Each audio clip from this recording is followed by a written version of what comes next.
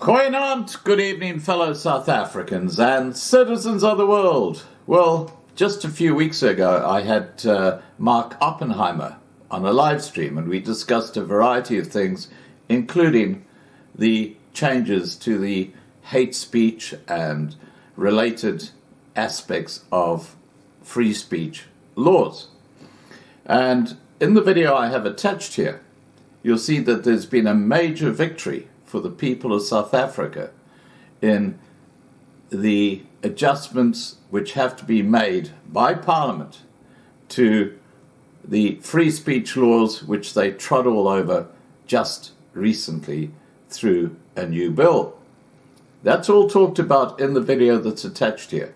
And I just want to give Mark Oppenheimer a big shout out for, being able to make the Constitutional Court see that there is something extremely wrong with this legislation, apparently passed by the ANC government. I say apparently because it was probably actually prepared by the Open Society Foundation, which is where bills are actually prepared in South Africa.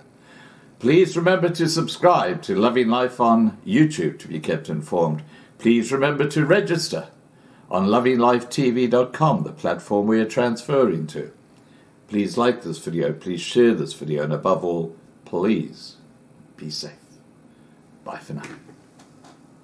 Those that are concerned with protecting free speech and ensuring that speech is not too heavily restricted may want to play a role in that process so that their voices can be heard, and that the legislation that ultimately governs hate speech in South Africa is constitutional and is just.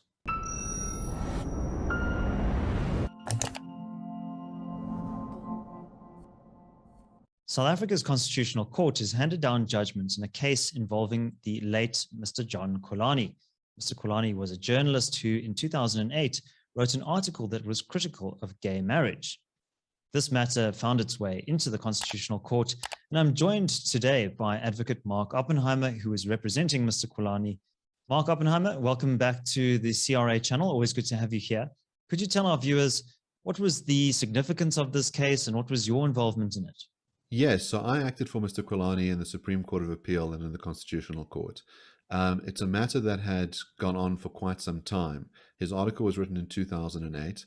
An Equality Court complaint was laid against him in the High Court, in which he was found liable for hate speech. He challenged the constitutionality of the Equality Act and was unsuccessful in the High Court, but was successful in the Supreme Court of Appeal and successful in the Constitutional Court. So to give you an idea of what was at stake, really there's been a lot of ambiguity for many years as to what the requirements are for hate speech in South African law. There were cases saying that hurtful speech was sufficient for there to be hate speech. There was a question as to whether you required the advocacy of hatred or incitement to harm, or speech that was itself harmful. A lot of ambiguity around these terms, a lot of ambiguity as to the intention of the speaker as well. And so this judgment from the Constitutional Court provides much needed clarity on this quite difficult topic. Enjoying this analysis? Click here to sign up for our 30-day free trial for more content from the CIA. Mark, could you give us more details on the judgment itself and also the next steps from here? Yes, so the court has declared Section 10 of that Act unconstitutional and referred it back to Parliament, so it must be redrafted within 2 years. In the interim, the court has created a test so that people can still be held liable for hate speech. The main change was to say that the term hurtful will be removed from the legislation. So hurtful speech we could imagine as that which causes one emotional distress, so it could make you angry or sad. The court held the view that to allow speech like that to be sanctioned would be a very big intrusion on the right to free speech. So the ultimate test is whether the words that are uttered by a speaker can objectively be understood by a reasonable speaker or reasonable listener to be understood as to be the advocacy of hatred, and that the words are either in and of themselves harmful or that they are an incitement to harm. So an incitement to harm means that there must be a call to action. it must be on a listed ground. So the Constitution talks about 4 particular grounds, being race, gender, ethnicity, and religion. The Equality Act includes a much greater bevy of grounds, including sexual orientation, belief, and a number of others. The Constitutional Court has said that each of those grounds must be weighed by Parliament to determine whether there is enough evidence to include them, because they recognize that every inclusion of a ground beyond the 4 in the Constitution is a limitation of the free speech right, but could possibly be justified.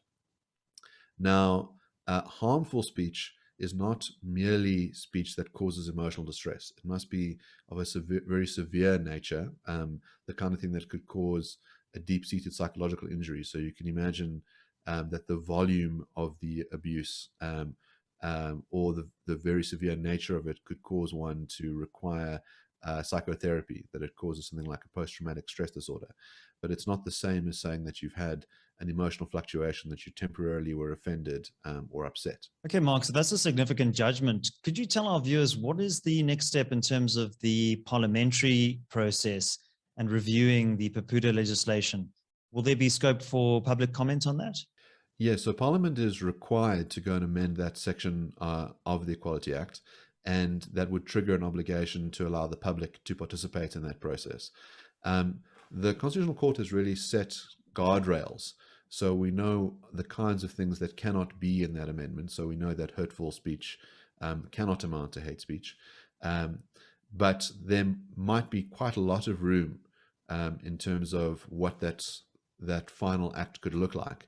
And so those that are concerned with protecting free speech and ensuring that speech is not too heavily restricted may want to play a role in that process, so that their voices can be heard, and that the legislation that ultimately governs hate speech in South Africa is constitutional and is just.